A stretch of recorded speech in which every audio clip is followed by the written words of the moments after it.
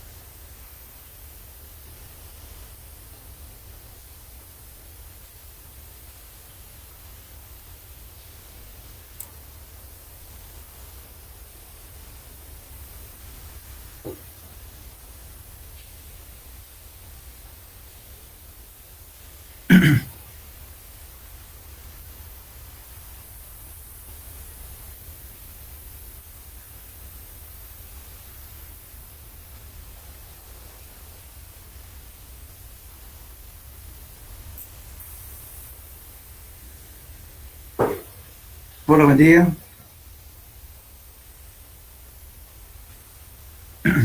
Hola. Bien, genial.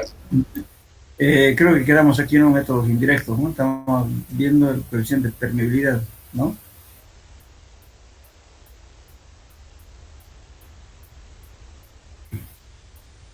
Bueno, habíamos visto los métodos directos para determinar la permeabilidad mediante el incremento de nivel variable, de nivel constante, las pruebas de permeabilidad en sitio y ahora nos tocaría ver los métodos indirectos. Para calcular el coeficiente de permeabilidad a partir de la curva granulométrica, se pueden utilizar las diferentes fórmulas. Uno de ellos es, según Hassen, que es igual a C por D sub 10 al cuadrado. Este C es una constante que se calcula de este modo. D sub 10 es el diámetro efectivo de Hassen, que se calcula de la curva granulométrica del suelo. Cuando D sub 10 en arenas cuando tiene un valor de entre 0,1 y 3 milímetros, entonces se adopta, varía, hemos dicho, entre 41 y 146, pero se adopta un valor de 116. Entonces ya tendríamos C, perdón. Y D sub 10 es la curva granulométrica. Esto nos da directamente en centímetros por segundo. Ahora, esta misma ecuación, pero ya considerando la temperatura. Este T sub T viene a ser grados centígrados. C por 0,7 más 0,03 por la temperatura por D10 al cuadrado. Eso nos da también en centímetros por segundo. Lógicamente el D sub 10 tiene que ser en centímetros. Y temperatura en grados centígrados. Después tenemos otra fórmula empírica también, que es Schaefer que viene a decir, K es igual a 771 de su 10 al cuadrado sobre C. C se encuentra en función de la porosidad del suelo. Y tenemos porosidad 26%, 38%, 48, 46%. Entonces C se toma en cuenta, ¿no es cierto? Si tenemos 0,26, C va a valer 83,34.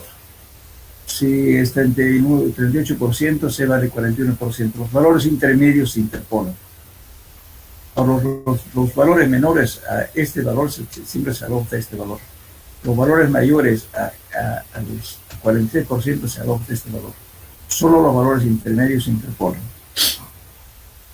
Entonces, N, repito, la porosidad, entonces es una constante que se calcula en función de N.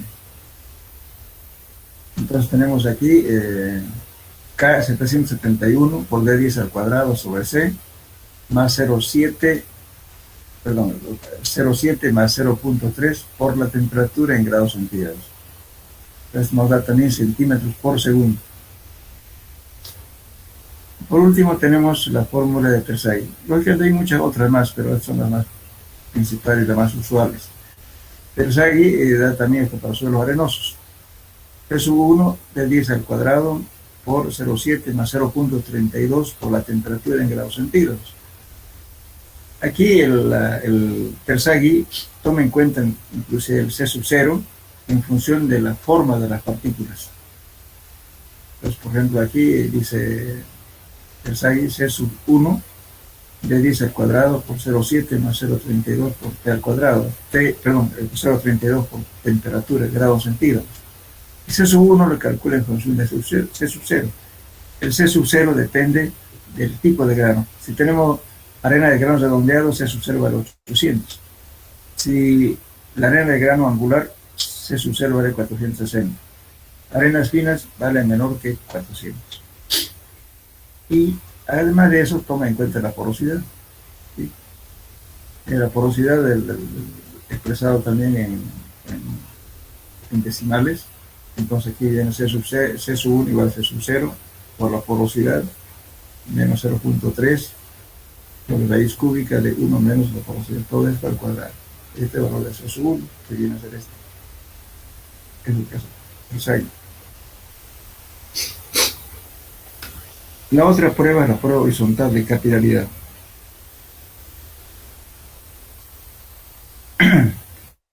Esta es una prueba de hacerlo en forma bien fácil, que consiste en hacer lo siguiente. Esto es solamente para suelos arenosos, no sirve para arcillas. Se tiene un recipiente con agua y un frasco transparente, puede ser de vidrio o de plástico. Bueno, entonces, lógicamente está abierto en ambos extremos. Aquí se le coloca un tapón, puede ser de goma o de cualquier otro material que sea impermeable. Y se hace un orificio y se mete a ella un tubito de aire. Lógicamente que eso tiene que estar sobresalido acá. Este tubito que cumple una función. Colocamos la muestra aquí, la muestra seca, y aquí colocamos, para que no se desmorone la muestra, se coloca una malla equivalente a la malla 200, o puede ser cualquier otra malla, ¿no es cierto?, pero con papel filtro que se coloca aquí atrás, para que la arena al humedecerse no se desmorone. Entonces estamos obligando que el agua entre por aquí. Entonces, ¿qué es lo que vamos a medir? El tiempo la distancia que recorre. Lógicamente aquí hay que poner una regla, con una escala, para decir, bueno, en qué distancia recorre en el tiempo de un minuto. De eso se trata, de controlar. Lógicamente, si el agua entra por aquí, entonces el aire tiene que salir por un lado, entonces justamente sale el aire por aquí. Este tubo tiene que estar arriba, fuera del agua. Entonces, de ese modo se determina la distancia que recorre en tiempo de un minuto. Y luego, ¿qué hacemos? M, hacemos aquí una gráfica. M va a valer, ¿no es cierto?, el tiempo de un minuto. M es la distancia al cuadrado, X al cuadrado. Entonces aquí tenemos M al cuadrado, Z por K, igual esta ecuación viene a ser lo siguiente. Aquí está un poco mal. Aquí K es igual a M al cuadrado sobre Z por 10 a la menos 4. Aquí van un poco más arriba. K es igual a M al cuadrado sobre Z por 10 a la menos 4. Eso nos da en centímetros por segundo. Esa es la permeabilidad. Ahora Z es una constante que varía de 10 a 50. Para arenas medias, limosas y secadas al horno, Z vale aproximadamente 20. Generalmente se trabaja siempre casi como es para un suelo granular, siempre se trabaja con este valor de 20. Entonces, reemplazamos en esta ecuación y nos determinamos cada coeficiente de permeabilidad en centímetros por segundo. Entonces, este ensayo es fácil hacerlo, pueden hacerlo en forma casera.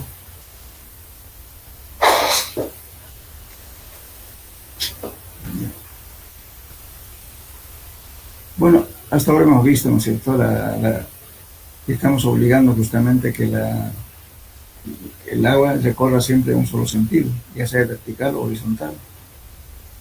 Pero en la realidad, la naturaleza del suelo tiene dos direcciones de flujo, X y Y. Entonces aquí justamente vamos a analizar ese caso. Permeabilidad en tensión estratificable. Generalmente en la naturaleza los suelos están dispuestos en estratos diferentes, tipos de suelo y espesores. Los espesores también son variables. Entonces, ¿qué hacemos? Supongamos que este sea un suelo con diferentes estratos. Tenemos la altura H1, H2 y H3. Tres estratos. En cada estrato tenemos un valor de coeficiente de permeabilidad, el K2 también, K3 también. Y la velocidad, lógicamente, en cada estrato va a ser diferente su flujo, diferente velocidad, de su 1, de su 2, de su 3. Entonces vamos a calcular, teniendo esos datos, el coeficiente de permeabilidad horizontal y coeficiente de permeabilidad vertical. Y aquí tenemos el caso, o sea, el coeficiente de permeabilidad vertical viene a ser la sumatoria de H sub I, o sea, de la cantidad de estratos que tenga, dividido entre H1 por K sub 1, K sub 1, por ahí corrijo, después H2 por K sub 2, por cada estrato, H3 por K sub 3, y así sucesivamente la cantidad de estratos que quiera. Entonces, K sub B viene a ser la sumatoria de H sub I sobre la sumatoria de H sub I por K sub I.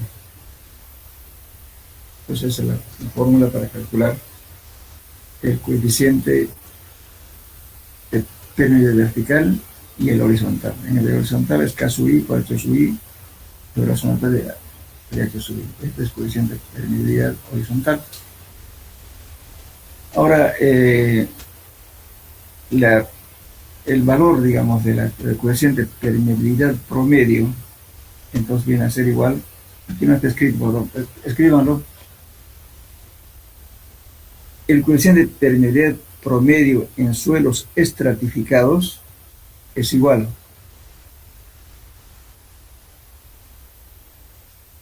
entonces pongan K promedio igual a la raíz cuadrada de K sub 1, perdón, de K sub K vertical por K horizontal.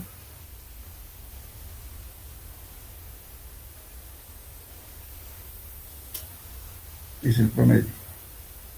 Entonces sería K sub T con A igual a la raíz cuadrada de K sub B por K sub H. Ese es el promedio. Bueno, también, lógicamente, que el flujo de agua está en ambos sentidos, vertical y horizontal. Entonces,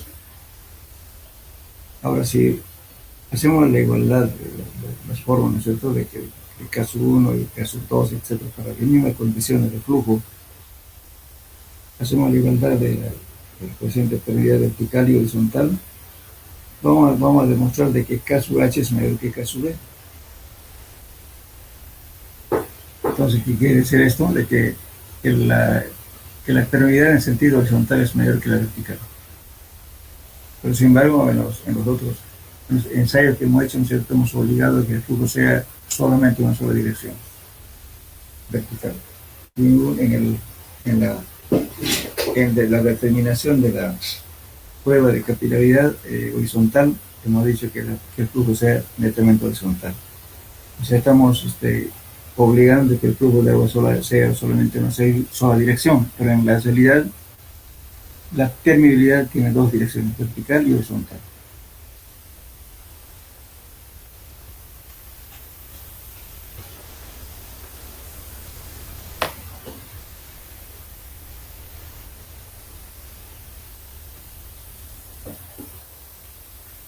Pero podemos hablar también de un valor que se determina en el suelo, que es el coeficiente de percolación.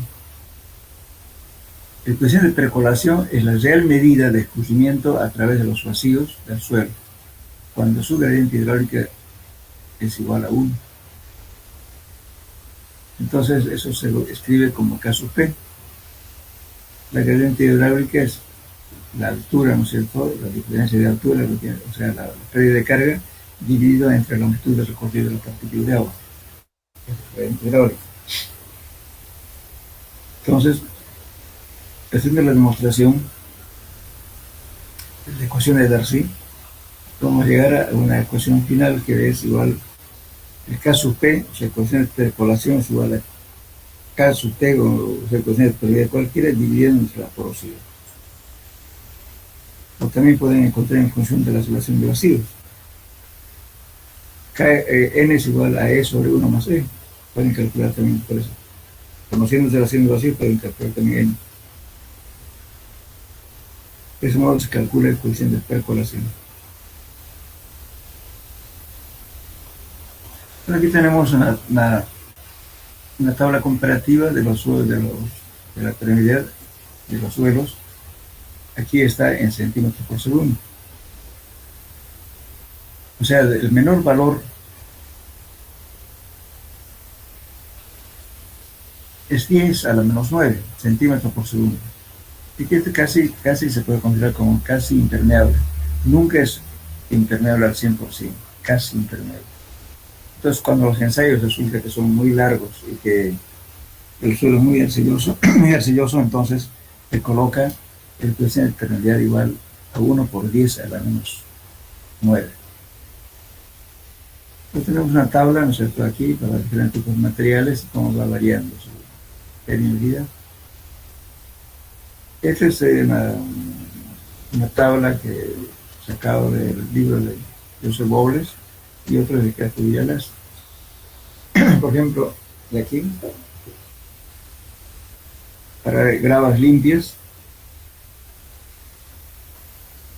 10 a la menos 2 a 1. Para arena limpia, mezcla de arena y gravas limpias, de 1 a 1 por 10 a la menos 3. Sucesivamente va dando valores característicos para cada tipo de suelo. Aquí, por ejemplo, dice suelos impermeables como las arcillas homogéneas bajo la zona de meteorización es 1 por 10 a la menos 7, 1 por 10 a la menos 9.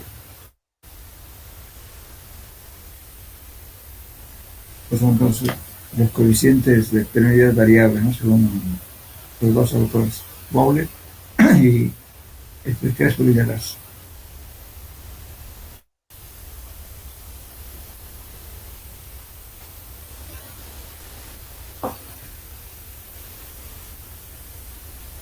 Estas tablas a veces son bastante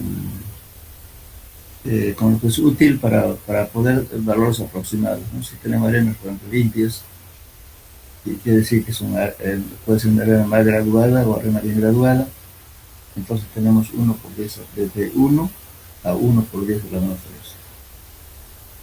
Si él tiene más fino, entonces trabaja de 1 a la menos 3 hasta la menos 7.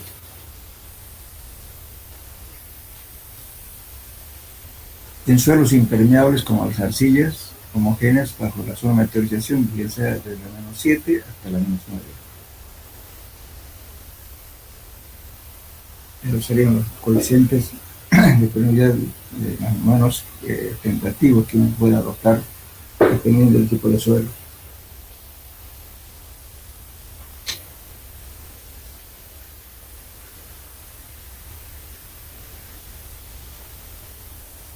Bueno, entonces entraremos a otro tema que es esfuerzo y esfuerzo efectivo.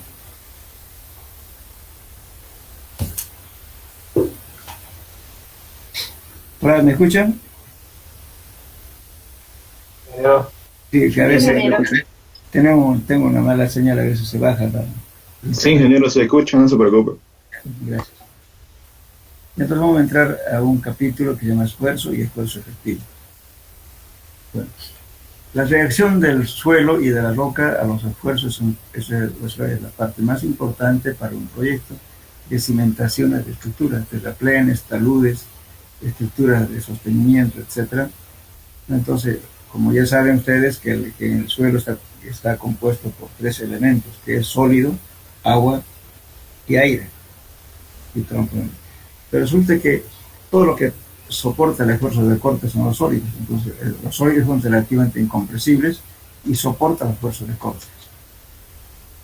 El agua es relativamente incompresible, pero la resistencia al esfuerzo cortante es solo por su viscosidad es casi cero, pero no se toma en cuenta al agua como algo que soporta la carga. El gaseoso es también compresible y tiene poca resistencia viscosa al esfuerzo de corte.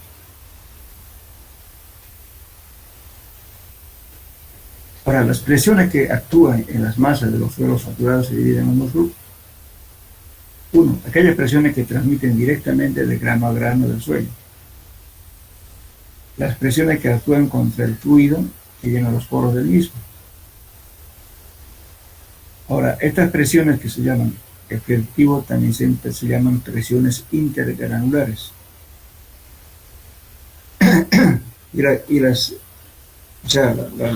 Las presiones, aquí estamos hablando, presiones intergranulares o presiones efectivas. Y las segundas denominadas presiones neutras o presiones neutrales o presiones de poros o presiones intersticiales. Eso se debe de la existencia del agua que está en los poros. Eso se llama presión neutra, presión de poros o presión intersticial. Bueno, entonces justamente para determinar la presión efectiva, no se olviden que la presión efectiva también va de presión intergranular, que es la presión que soporta al esfuerzo de corte, que son los sólidos. Entonces cuando se carga en un suelo cualquiera, ¿qué es lo que incrementa? La presión efectiva, porque hay mayor interacción entre granos, porque el aire ni el agua soporta la fuerza, el esfuerzo cortante. Entonces lo que soporta todo es el esfuerzo efectivo debido a los granos del suelo. Sí, entonces al haber el efecto del esfuerzo efectivo, hace que haya un cambio volumétrico, porque los poros se reducen y por tanto va a haber una disminución de volumen del suelo. Eso es lo que a veces causa justamente la deformación de los suelos. Ahora,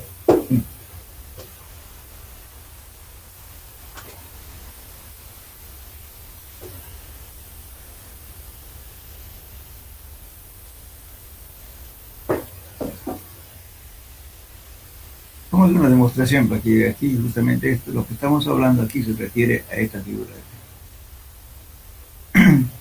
Si una carga de Q o Q' uniformemente distribuida sobre una camada de esferas iguales, con espacios vacíos entre ellas, vamos a ver eso. No se distribuye uniformemente a través de la masa, sino que el esfuerzo varía de un punto a otro dentro de cada esfera. Tendrá un máximo los puntos de contacto que tienen pequeñas áreas y será el mínimo en el centro de cada esfera. Entonces, si vemos aquí, fíjense, estamos haciendo aquí una carga puntual soportada por un área bruta A, que son esferas, pero también tenemos suelos con diferentes tipos de partículas, que son de diferentes dimensiones. Entonces aquí le aplicamos la carga, pero sí va a seguir soportando por la carga A. Estas cargas sobre granos de suelo irregular, entonces generalmente el suelo nunca va a estar así con esferas perfectas, sino se nos vamos a tener en este caso. Entonces todo lo que es, digamos, a la parte sólida equivale como si tuviéramos, por ejemplo, aquí un recipiente con agua, un pistón metálico impermeable en el cual colocamos una carga que está actuando sobre un área total A. Pero además tenemos vacíos aquí. Entonces vamos a tener área de vacío sobre 2 a este lado y aquí área de vacío sobre 2. Y toda esta presión se llama U, que es la presión intersticial o presión neutra. Este muelle que ven aquí, eso simula como si fuera justamente el suelo. Esto le puede soportar todo el esfuerzo del corte. Entonces, la presión va a ser igual aquí. Presión, o sea, el esfuerzo efectivo va a ser igual a Q' sobre A, sobre el área de contacto. Entonces aquí hacemos lo siguiente. Si escribimos esto, fíjense, Q es la carga, o sea, es aquí una carga. Q' también la carga, ¿no es cierto?, cuando tiene presencia de agua. O sea, para demostrar esta fórmula tenemos Q. Si yo lo divido entre este sobre área, sobre área, sobre área, voy a tener este valor, sigma. Aquí sigma prima, que es lo que está actuando justamente en el suelo con presencia de agua. Más U es la presión neutra, que va a ser igual área de vacío sobre A. El área de vacío, justamente el área de vacío que está en la demostración gráfica. Aquí es a su vez área de vacío entre 2. A un lado, entonces este área de vacío sobre A es un área que en caso de suelos, esta relación de área de vacío por el área total vale 1. Como aquí, en suelos vale 1. En arenisca porosa vale 0,35 a 1, pero en suelos 1. Entonces esta relación, como vale 1, ya no se la escribe. Entonces la presión total va a ser sigma prima más U. Que viene a ser el peso específico multiplicado por la altura. Entonces, hacemos lo siguiente. Entonces, si yo tengo esto, ¿no es cierto? La presión total va a estar aquí. La presión, ¿no es cierto?, del área saturada más la presión neutra o presión intersticial. Y a todo esto lo estoy dividiendo, o sea, entre áreas, no me varía, me va a quedar sigma o sigma prima más U, porque esto me va a ser 1. Entonces la ecuación me va a quedar presión total es igual a la presión efectiva más la presión neutra. Entonces la presión efectiva va a ser igual a la presión total menos la presión neutra.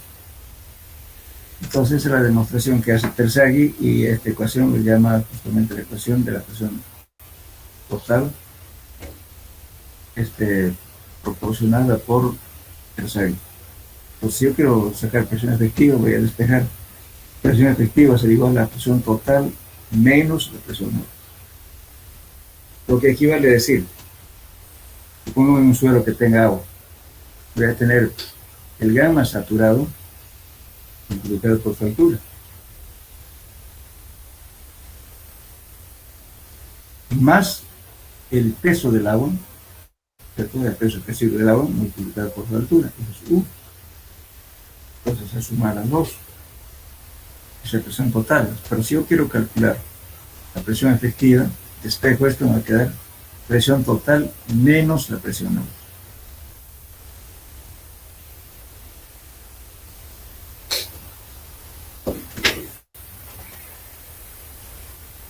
Bueno, para entender este caso, vamos a hacer este ejemplo.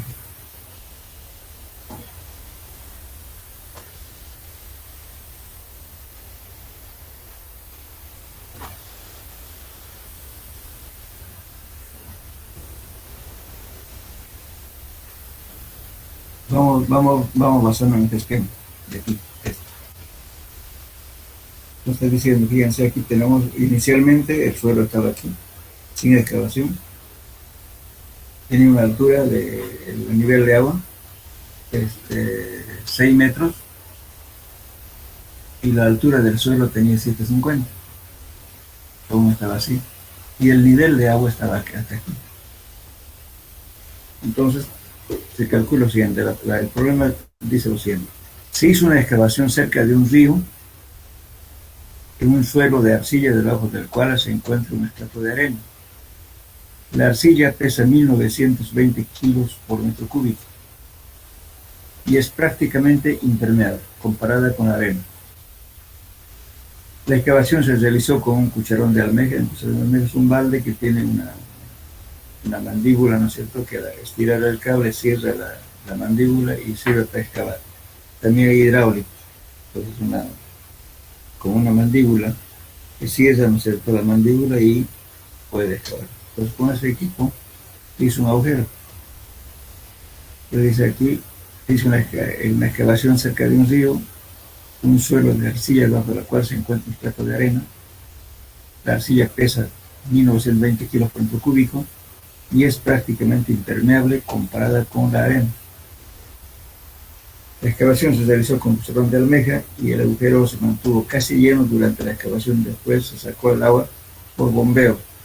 La arcilla del fondo de la excavación se levantó y repentinamente estalló. ¿Y qué ha pasado? Entonces la presión que está actuando arriba era menor que la presión que está empujando el agua de abajo hacia arriba. Pero la presión neutra en este caso ha sido mayor, por eso estalló. Esto vamos a calcular aquí. Entonces tenemos, fíjense, aquí la presión total es igual, suponiendo que el suelo está aquí. Esta altura 750 multiplicado por su peso específico, que es igual a 1920. Aquí tenemos presión total. ¿Y la presión neutra cuál es? El gamma del agua multiplicado por su altura. Entonces, la altura viene a ser desde aquí 6 metros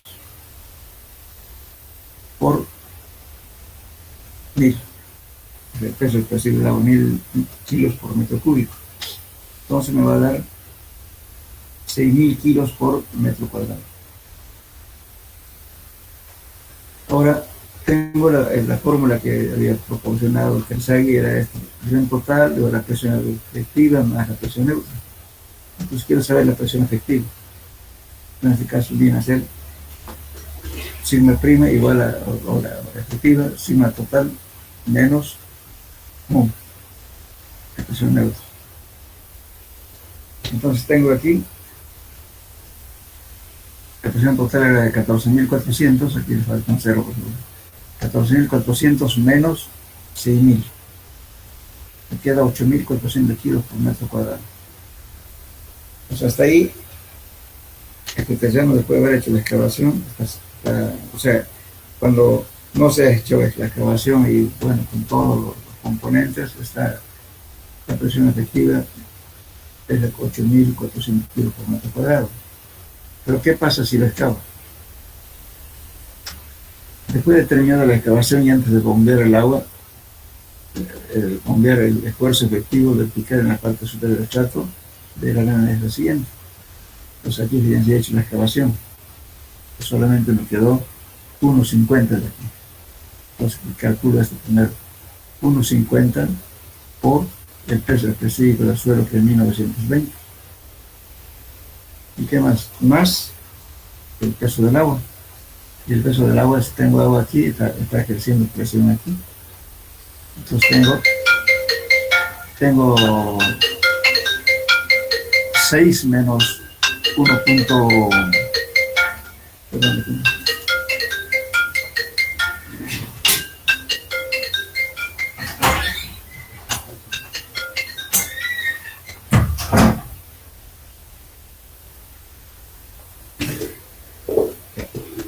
Disculpa.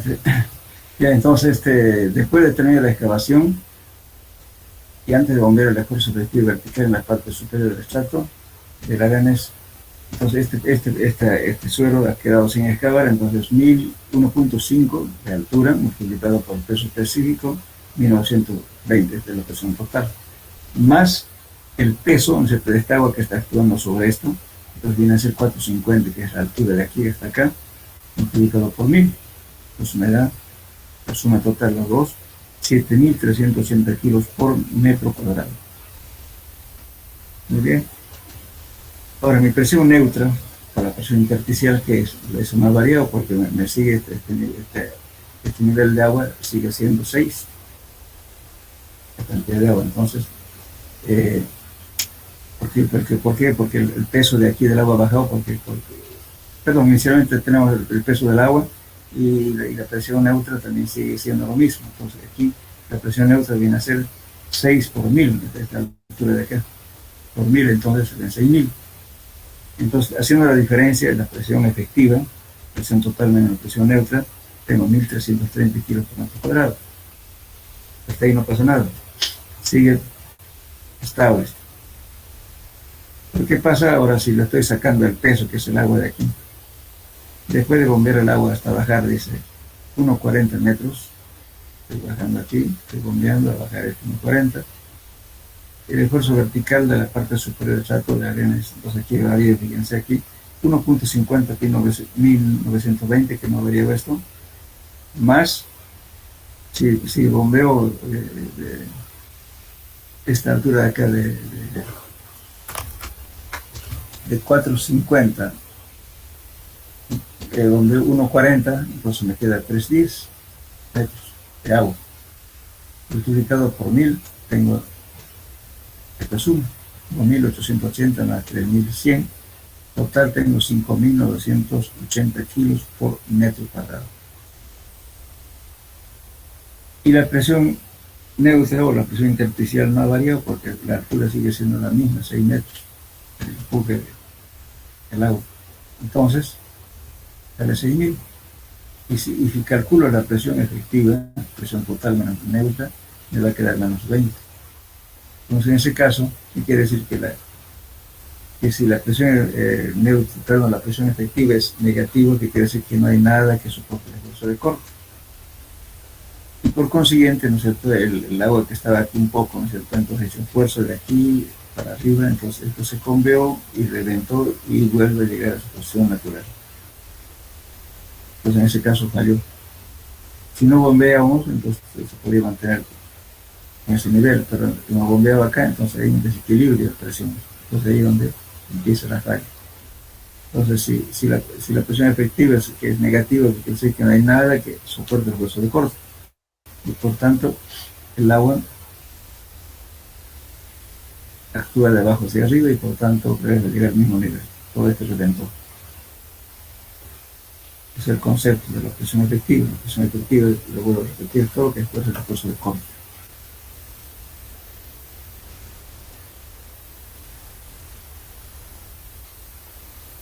Bien, entonces,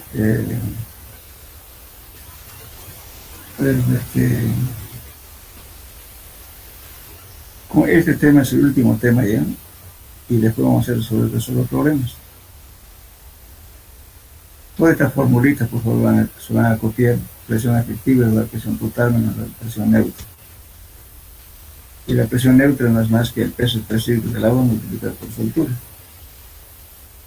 Y la presión total es que es el peso específico del suelo multiplicado por la altura. Hacemos ejercicio para que lo entiendan mejor.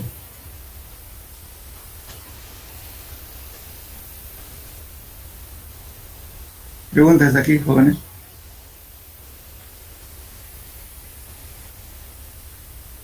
Hola. Ingeniero, en principio no me quedó muy claro dónde está el agua aquí en todo. Ya, escúchenme. Resulta que cuando usted excava, fíjese, verme para que entendamos mejor.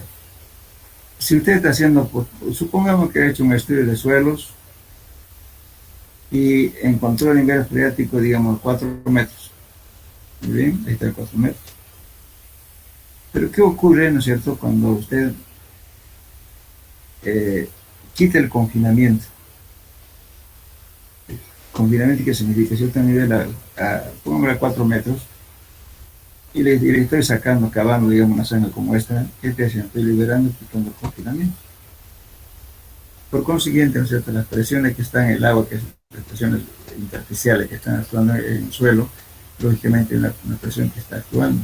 Y por tanto, si lo libero, sacándole un peso, ¿qué va a pasar? Estas presiones va a desequilibrar. Entonces esas presiones intersticiales van a ser grandes frente, ¿no es cierto?, a las presiones que está creciendo arriba.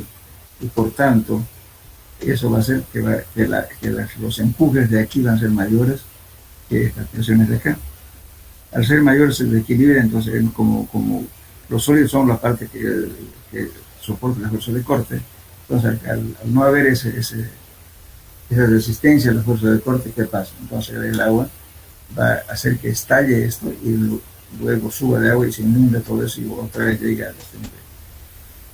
Generalmente en las excavaciones naturales, por eso, como estaba dando un ejemplo, si usted encuentra un nivel de freático 4 metros, pero está excavando los 3 metros, 3,50, ya va a ver, ya va a empezar a aparecer el agua. Posiblemente, cuando profundice más, bueno, supongamos que la jornada de trabajo se acabó, se fue a las 6 de la tarde de su casa, bueno, solamente dejó el suelo húmedo, pero no hay agua. Pero vuelve al día siguiente, va a encontrar agua en la excavación, en la laguna. ¿Eso qué se debe? Justamente a quitar el confinamiento, ¿no es cierto? Entonces, si tengo el nivel de agua aquí, este nivel nivel del agua, ¿no es cierto?, se va a abatir. Posiblemente este abatimiento viene un poco más abajo, por acá, ¿no? Y cuando ya dejo esto saqué todo el peso de acá, entonces me queda libre, entonces esta presión de aquí va a subir y va a inundar el suelo y va a llegar a su mismo nivel, de repente un poco más arriba. Porque generalmente cuando se desconfina un suelo, el nivel estático está más abajo.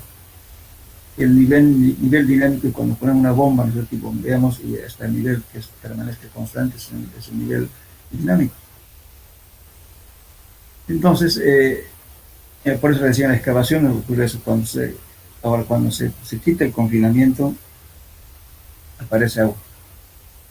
Y muchos reclaman, pero dicen, bueno, en su perfil usted ha puesto nivel de agua, nivel freático a los 4 metros, se excavó a 3,70, digamos, pero sin embargo se presentó agua. Porque justamente hay un desequilibrio, porque está quitando el confinamiento. Entonces los esfuerzos de corte son menores al esfuerzo de la presión neutra. Ese es el problema. Generalmente cuando se hace excavación, inclusive cuando hacen, por ejemplo, zanjes para tendidos de tubería de alcantarillado sanitario, por ejemplo, a veces hacen 4 metros, 5 metros de profundidad de excavación para llevar el emisario principal. Bueno, excavan, resulta cuando vuelven al día siguiente encuentran agua. Y todavía cuando derrumbe, porque si es arena, el agua ascendió y desde la parte superior se iba derrumbando. Es por la diferencia de presiones por haber quitado el confinamiento. Por eso cuando se hacen sótanos, a veces es necesario colocar un piezómetro. Pues un piezómetro ¿en qué consiste? En colocar un tubo hasta la profundidad que es requerida, ¿no es cierto? Y si hay nivel freático, se coloca el nivel donde encuentra agua, se le pone las rejillas, o sea, los filtros, y luego se va monitoreando, ¿no es cierto?, cómo va subiendo el agua. En cuantos días sube a una cierta altura y se mantiene constante. Entonces, ¿qué quiere decir? Que entonces si yo excavo eso, ¿no es cierto?, entonces el nivel va a subir. Y para subir es para determinar esas variaciones de altura del nivel de agua, donde se coloca un piezómetro, un tubo.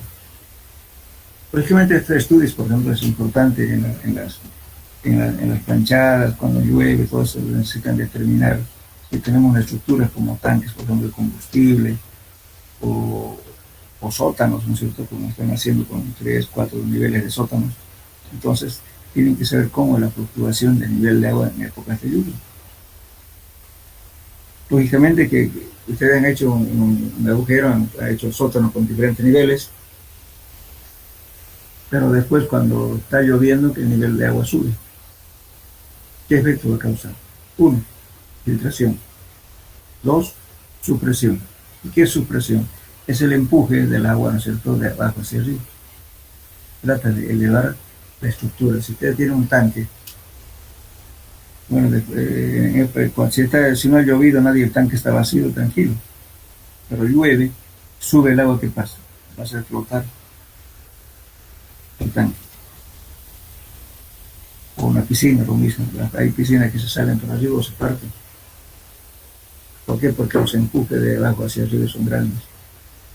es justamente de la presión hidrostática del agua, por la altura que va subiendo. Normalmente eso pasa.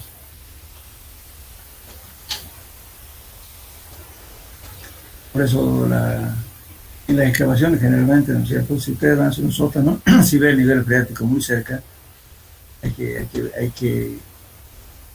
que prever.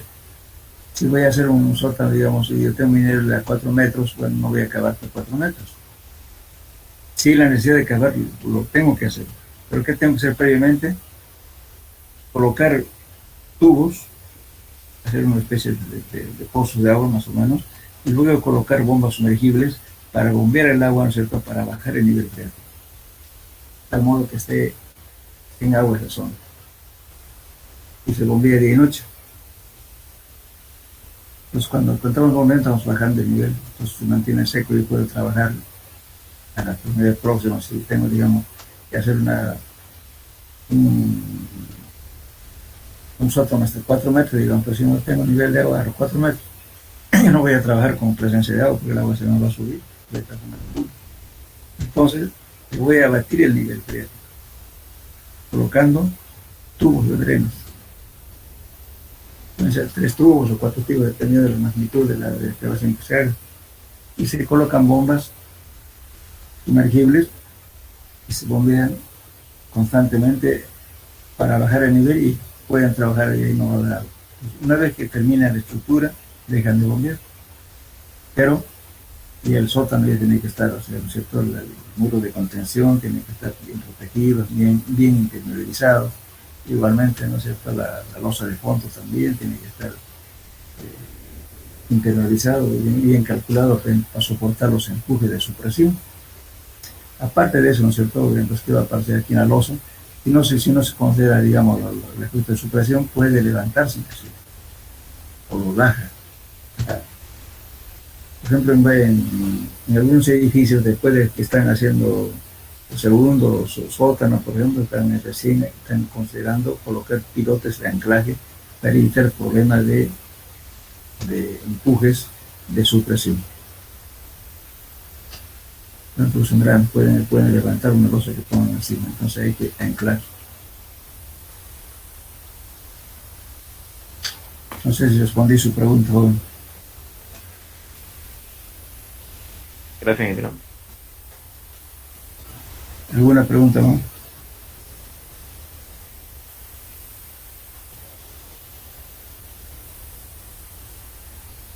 Después vamos a hacer el ejercicio de esto, por favor. Entonces, ustedes van a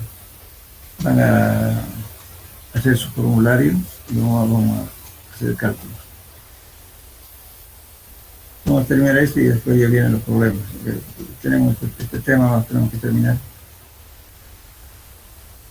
Y de aquí hay problemas ya resueltos. Aquí, por ejemplo, hay un problema de suelo que también. Recuerda aquí tras el diagrama de presiones efectivas. Aquí tenemos agua, tenemos arena y tenemos arcilla.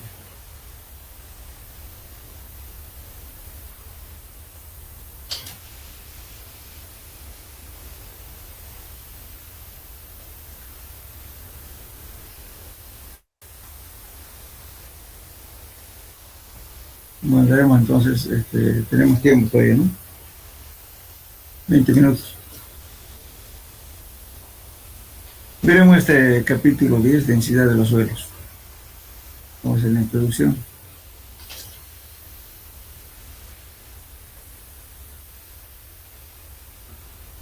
¿Alguien puede decirme qué es compactar un suelo?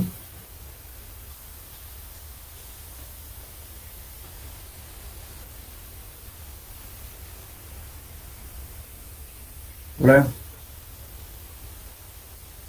¿Qué entienden por compactar un suelo? Sería un acomodo de partículas de tipo de suelo que tiene. Sí, eso es. Aplicar una energía de compactación para disminuir su relación de vacíos. Y de ese modo hacer que el suelo tenga mayor compacidad, mayor consistencia y son arcillas, y además hacer más estable. Eso es compactar. Lógicamente la compactación se puede hacer por diferentes métodos, ¿no? Pues vamos a leer un poquito de esta introducción que dice: cuando se habla de compactación de suelo, estaremos relacionados con obras de pavimentación, de carreteras, calles, aeropistas, de saneamiento u otras obras. Cuando decimos, por ejemplo, si estamos haciendo imagínense un relleno, o sea, la compactación es la misma secuencia de trabajo, dependiendo más bien en el área donde uno trabaje. Supongamos que están haciendo un silo. ¿Conocen silos, no es cierto? Esos depósitos grandes para guardar granos, eso se llaman silos. Generalmente son cilíndricos. Pero también hay tipo galpones, hay diferentes formas de silos. Lo más usual es cilíndricos. Entonces el silo, ¿qué está haciendo? Fíjense, tiene la base, que son las zapatas, después vienen las chapas, ¿no es cierto?, para formar un cilindro. Ese cilindro tiene cierta velocidad y abajo los tiene un piso. Pero ese piso no es solidario con las zapatas, es independiente, porque las cargas no son las mismas, ¿no es cierto?, que llegan al anillo de los hilos, llegan con otra intensidad de carga, y a la losa llega con otra intensidad de carga. Entonces el hormigón de la parte central trabaja independiente del hormigón de las zapatas o de los cabezales. ¿Por qué? Porque también la distribución de cargas en suelos granulares no es como en el agua. El agua hace una distribución uniforme en toda el área donde se asienta. En cambio, en los granos no, tiene cierto valor de fricción, y por tanto las mayores presiones están en las partes laterales. Por eso es que se cuida que la zapata sea bastante, para soportar las grandes presiones, ¿no es cierto?, y que es por la fricción que existe entre los granos. Bien, entonces el hecho, digamos, de mejorar el suelo para la losa central, hay que hacer la compactación con la misma secuencia que en otros, solamente de repente utilicemos equipos más pequeños. Porque no vamos a poder meter un equipo grande de compactación, un vibrador, lo que sea, porque es un área muy reducido. Entonces vamos a compactar con un equipamiento más pequeño. Pero vamos a hacer variar la altura de compactación, que es en menor altura, para que lleguemos a las densidades máximas. Ahora, cuando estamos haciendo una carretera, lógicamente, ¿no es cierto?, vamos a ver, utilizamos ya, porque como hay el área de trabajado que vamos a trabajar es más grande, entonces utilizamos equipos también más grandes. Entonces lo que se persigue con la compactación es que el suelo mejore su calidad de soporte. Para eso, ¿qué tiene que haber? Relación de vacíos, mayor interacción entre granos, y que el suelo sea totalmente estable. Ustedes se dan cuenta, si tenemos un terreno, supongamos una arena, está hecha de arena, pasa un carro, lógicamente se va a plantar, porque está suelto la arena, por tanto se hunde, hay huellamiento. En cambio, si ese material está compacto, va a pasar sin sentido, ¿verdad? Va a dejar poco hundimiento en el terraplén o el lugar donde está pasando su vehículo. Entonces, ¿qué quiere decir? Que entonces el suelo está con mejor compacidad, está más estable.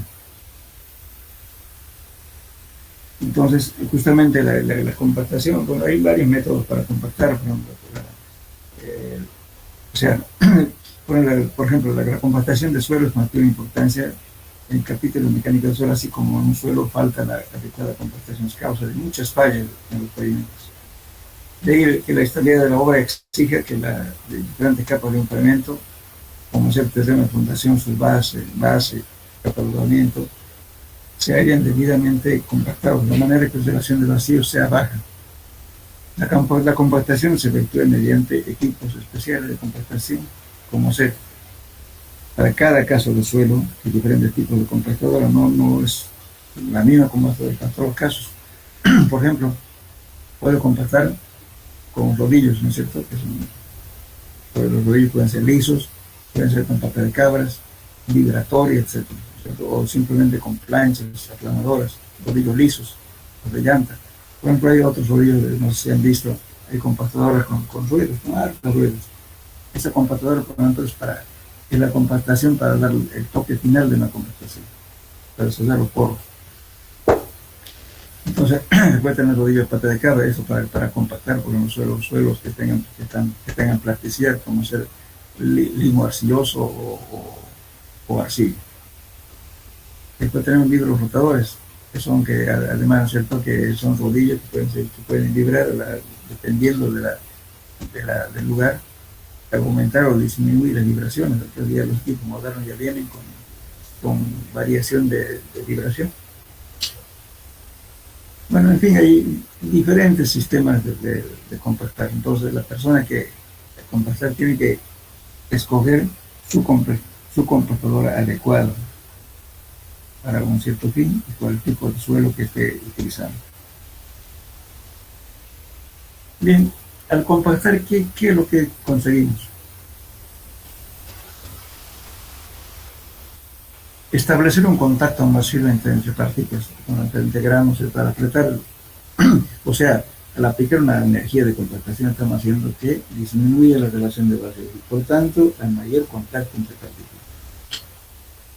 Las partículas de menor tamaño son forzadas a ocupar los vacíos formados por las partículas de mayor dimensión. Todos los espacios vacíos son ocupados por partículas más pequeñas. Cuando un suelo está compactado, aumenta su volumen de soporte, valor de soporte y se hace más estable. Por ejemplo, como les decía hace rato, si hago pasar un vehículo en terreno suelto, lógicamente se va a hundir, va a dejar huellas. Y si el suelo está bien compactado, casi no se notan las huellas.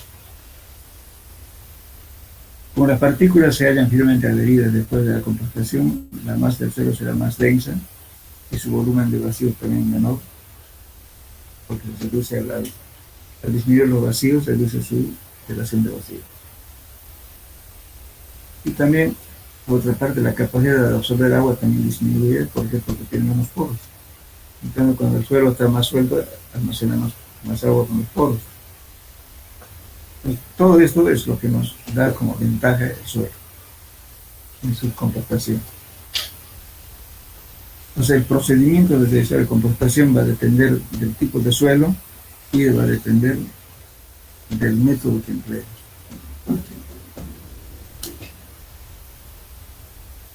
Ahora, por ejemplo, para que exista una adecuada lubricación o disminuir la fricción existente entre partículas debe controlarse la cantidad de agua. Si es excesiva, las fuerzas hidrostáticas se empujarán, o sea, se van a contrarrestar las fuerzas de compactación, ¿no es cierto? Entonces, por eso no es conveniente usar mucha agua y poca agua. A la cantidad de agua necesaria para hacer una compactación se llama humedad óptima. Pues justamente, ¿cómo vamos a hablar de eso? Entonces vamos a hacer una serie de curvas y vamos a determinar la cantidad de agua ideal para que no exista una oposición muy grande para llegar a las densidades máximas. Entonces la cantidad de agua de la humedad óptima es la cantidad de agua adecuada que con poco esfuerzo lleguemos a las densidades máximas. Ese es el humedad óptima. Entonces, además, ¿no es cierto?, si tiene exceso de agua, ¿qué va a pasar? Va a tender de separar más bien las partículas. Entonces, el agua va a absorber parte de la energía de compactación. Entonces, nunca vamos a llegar a las densidades máximas porque demasiada presencia de agua. Por eso hay que controlar la humedad para compactar un suelo.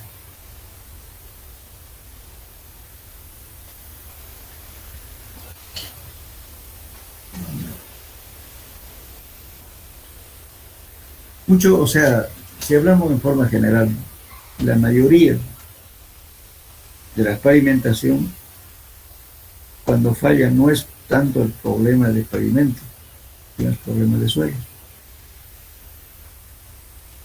Resulta que si está mal controlado el suelo, entonces no está adecuadamente compactado. Entonces, ¿qué es lo que va a soportar las presiones que ejerce una llanta, por ejemplo? Va a soportar que el pavimento, y el pavimento no está calculado para soportar esas presiones. si no está ayudado por el suelo, y por tanto se va a hundir, se va a fallar. Si es pavimento rígido, ¿qué va a pasar? De haber un hundimiento, ¿no es cierto?, desigual, y después viene un carro, ¿no es cierto?, con mucho peso, lo va a quebrar. Ahora, si es pavimento flexible, se va a producir hundimientos, ahuellamientos, se va a producir fisuraciones, en fin. Entonces, ¿por qué? Porque esas cargas que debería soportar el suelo lo está soportando el pavimento. En la mayoría de los casos, donde no dura el pavimento es porque no está compactado bien. Ustedes se dan cuenta en la ciudad. ¿Cuáles son las zonas más críticas? A ver, dígame, donde siempre están permanentemente haciendo reparaciones. En las rotondas, ¿no es cierto? ¿A qué se debe, fíjense, en las rotondas? Resulta justamente ahí, ¿no es cierto?, los carros tienen frenado y arranque. Y además en las curvas, ¿no es cierto?, algunos tienen peralte, de un lado se inclinan más que el otro. Entonces, esa es la zona más crítica. ¿Y qué es lo que están arreglando? Pues sacando el pequeño el pavimento fallado y no lo mejoran el suelo, sobre eso igual otra vez lo colocan el hormigón o pavimento flexible, al tiempo otra vez. ¿Por qué no está fallando el pavimento, está fallando los suelos? Sí, entonces deberían mejorar todo, por eso las partes críticas, ¿no?, que es justamente las rotondas. Siempre están con esos problemas. Si hay baches, hay fisuraciones, permanentemente reparan eso, porque justamente por las frenadas y arranque de los vehículos. Entonces, el suelo, si queremos que un pavimento dure, el suelo tiene que estar bien tratado. De nada sirve colocarle un espesor muy alto si el suelo falla. No va a aguantar. Entonces, por eso hay que saber escoger, ¿no es cierto?, la densidad. O sea, lo que quiero decir, hay mucha gente dice, por ejemplo, la densidad seca que vamos a obtener mediante la compactación. Entonces puede tomar un parámetro, digamos, tentativo de un libro. Puede decir, qué sé yo, en arenas es 2.1 gramos centímetros por cúbico o 2100 kilos por metro cúbico. Pero eso es relativo. En los suelos varían. Y por no hay que sea arena, el otro tiene más cantidad de finos, el otro tiene menos finos, entonces es eso que varía. Nunca es la curva igualmente, como uno puede decir, yo determiné para arena en toda la zona va a ser la misma, ¿no? Es variable. ¿Por qué? Porque al suelo no lo ha hecho el hombre, no lo ha hecho la naturaleza. Por tanto, tenemos en parte, podemos tener más finos, el otro más grueso, entonces es regular, que no podemos estandarizar, es decir, en la arena de tal tipo su densidad está, ¿no? Los datos en los libros simplemente son referenciales. Entonces, la mejor manera de saber cuánto es su valor es hacer la curva de compactación y saber qué cantidad de agua va a echar para que sea ideal, para que se acomode con menos esfuerzo. O sea, la humedad óptima, que viene a ser una palabra, es como decir, echa la cantidad de grasa necesaria, ¿no es cierto?, para que el perno entre con facilidad a una tuerca, con menos esfuerzo. Esa es la cantidad de humedad óptima. La humedad óptima hace que se lubrique adecuadamente las partículas y se acomode de la mejor manera con menos esfuerzo. Eso es la humedad óptima. Si me falta la humedad óptima, voy a hacer muchas pasadas más de máquina para llegar a la densidad máxima. Y si le echo demasiada agua, entonces se va, en términos de jerga de suelo, se dice se va a bombear. ¿Qué es bombear? Se va a hacer, es decir, como puede ser, el agua empieza, ¿no es cierto?, cuando aplicamos la energía de compactación, el agua está actuando, ¿no es cierto?, la presión hidrostática está tratando más bien de levantar las partículas. Ya no se está acomodando, más bien empuja. Entonces, por eso cuando hacen la compactación en arenas, a veces salen una especie de sinusoides. ¿Por qué? Porque además pierden agua, entonces es difícil compactar, cuando hacer una curva de compactación en arena cuando no se tiene precauciones. Entonces, por eso es que la humedad óptima debe ser controlada. Ahora, cuando estamos haciendo un control de campo, la compactación debe ser controlada, ¿no es cierto? Si estamos usando capa base, por ejemplo, tenemos que usar, controlar la granulometría, aparte de la densidad de campo y la humedad, por supuesto. Tenemos la curva de compactación ideal obtenida en el laboratorio, nos dice a qué valor vamos a llegar de densidad y con qué humedad hemos trabajado para llegar a esa densidad. Es la idea. Pero resulta que muchas veces no se cumple. Es frecuente en nuestro medio, por ejemplo, cuando estamos trabajando con la capa base, hacen la prueba y no da la densidad. Entonces el ingeniero dice, pásale unas 2 o 3 veces más. Pasan otra vez, resulta que cada pasada que va haciendo la compactadora o un suelo granular, lo está rompiendo. A no ser que sea un agregado duro, en ese caso sí, no pasa nada. Pero nosotros estamos usando agregados relativamente blandos, como el digo que de ahí. Es una cuestión, digamos, de que pasa la compactadora tantas veces hasta llegar a ser máximo válida, pero está rompiendo las partículas. Por eso es que la cantidad de pasadas en máquina también tiene que ser limitado. No hay exageración. Vuelvo a repetir, todo depende, ¿no es cierto?, de la calidad del tratamiento del suelo para que una carretera aguante. No, siento que no vamos a tener problemas. Entonces, por eso en una carretera hay 2 tipos de fallas. Uno que es falla estructural y el otro es falla superficial, que lo podemos sanar. Se rompió un pavimento, sacamos un pedazo y lo reponemos. Pero estructural es de toda la formación, digamos, de la crema, el proceso de grado. Y esa separación cuesta más. Por tanto, bueno, resulta que todo el mundo cree, por ejemplo, que el pavimento rígido no va a tener falla, pues mentira, fíjense. No tienen 10 años de uso, hay muchos barrios, ¿cierto? Las losas rotas, ¿cierto? De hormigón. ¿Por qué?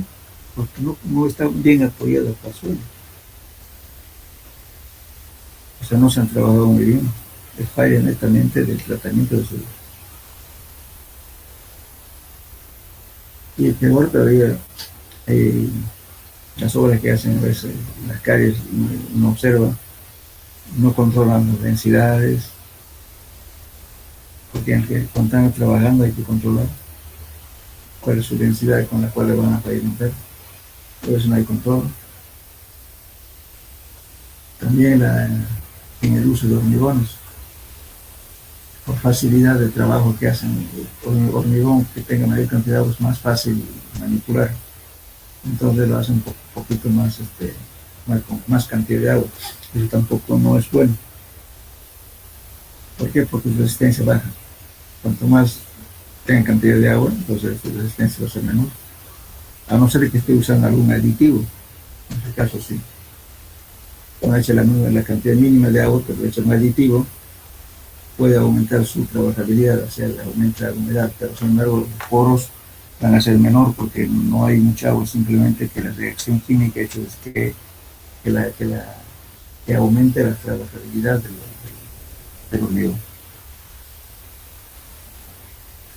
Entonces, a veces la falla es más, como repito, fallas técnicas en el manejo de suelo, en rellenos, compactación.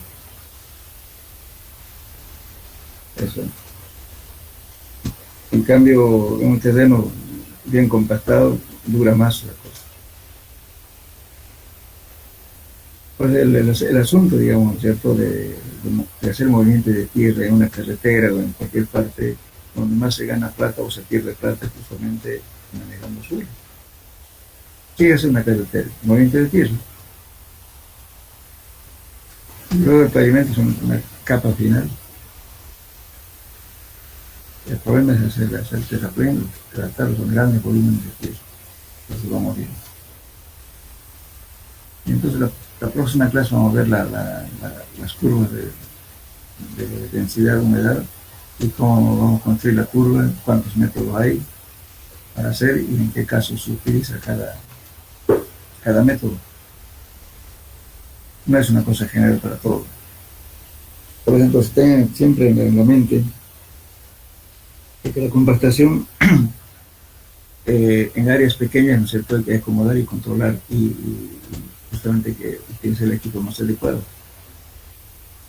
Pero en áreas más grandes pues, nos da mucho más facilidad porque tenemos máquinas grandes con más capacidad de compactar. Pero en cambio, generalmente ahora, por ejemplo, en los puentes, ustedes se dan cuenta, ¿no es cierto? Cuando se inaugura un puente, ustedes pasan por un vehículo, no sienten cuando están subiendo hacia el puente, cuando están pasando en los extremos del puente, no se sienten. Pero después de que pase un año, ¿qué va a pasar? Va a haber un brinco. ¿Por qué? Porque el suelo se asentó con relación al puente. Entonces, ¿qué hacen? A veces lo ponen una plancha, ¿no es cierto?, para evitar esos problemas del salto. Le ponen una plancha metálica. ¿Pero por qué se hundió el suelo? Justamente cuando están haciendo, primero hacen el puente, levantan la altura y después le rellenan, ¿no es cierto?, para levantar el terraplén. Entonces, en esa parte crítica de acercamiento del terraplén con la estructura de hormigón, entonces la hacen compactan con compactadoras pequeñas y no lo controlan bien la densidad, por eso hay hundimiento siempre o sea, al llegar al puente, ¿no es cierto?, tanto de entrada y de salida hay un pequeño brinco. Por eso el problema es compactación. Después a veces están rellenando, entonces cortan y le rellenan un poco de piel y lo compactan. ¿Por qué? Porque no han compactado bien, pues, porque es incómodo compactar ahí, justamente en la zona de acceso. Bueno. ¿Tienen preguntas, jóvenes?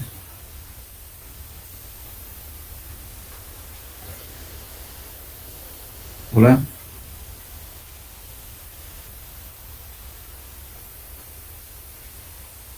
Hola, ¿me escuchan? Sí, se escucha, señor. Sí, sigue. Entonces dejaremos acá, la próxima clase vamos a ver los métodos de contactar, hacer las curvas, todo lo demás. Esto nos va a llevar dos clases, supongo. Y con eso finalizamos el tema y vamos a empezar a resolver problemas. De cada tema vamos a hacer 1 o 2 problemas. Vamos a utilizar por lo menos 3 clases para resolver problemas. Para eso tienen que tener su formulario y participar en la solución de problemas. No solamente copiar lo que ya está escrito. Bueno, pues aquí quedamos, jóvenes. Hasta luego. Hasta luego, ingeniero. Luego.